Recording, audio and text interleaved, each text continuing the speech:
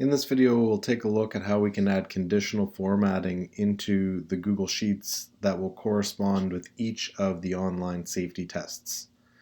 You can see here we're beginning with the PDF links to each of the safety tests, and when I click on a safety test link, it will prompt me to use a template of this test.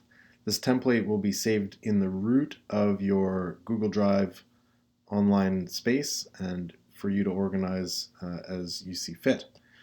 Once you open the test that's saved in your drive, you will have access to each of the questions and the responses that are connected to it.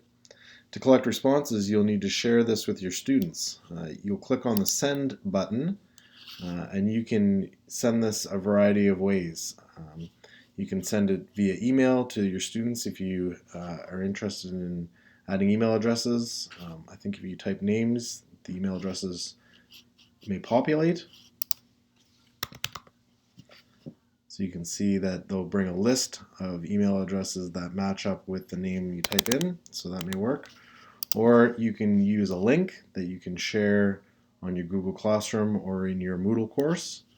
Or if you click the shorten URL box, you'll get a short enough URL that you could manually write this on a whiteboard or blackboard for students to type in to their browser. Here, after you've collected some responses, you'll see the response tab will show those responses collected. If I click on that tab, I can see the responses with a variety of information.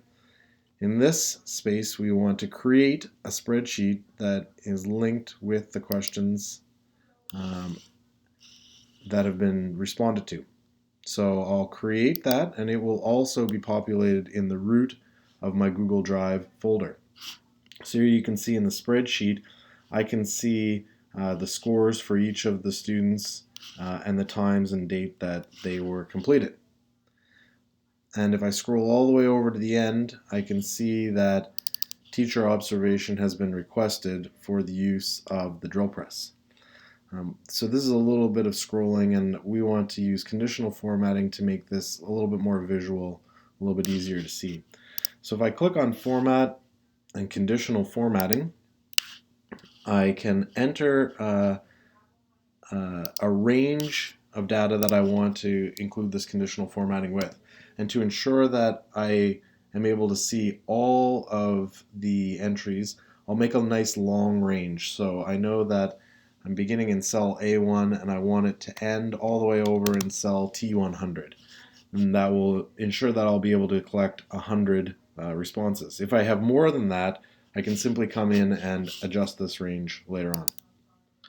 Once I add that range, you can see automatically that the conditional formatting is set for cells not empty to be turned green.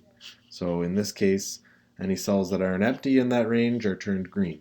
But this is not what we want to do. We're going to go in and use a custom formula so that anything in column T, so anything that's linked in column T, and I'll use the $sign in column T to restrict it just to entries in that column that equal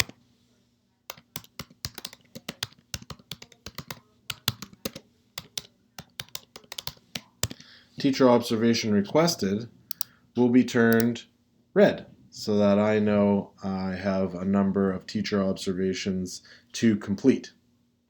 Then, to ensure that I am able to see once those requests are complete, I'll add a new rule that's the same. T100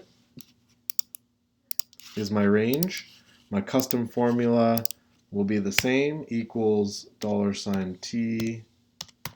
So everything that's in column T, and in this case, I'll say if it has the word complete,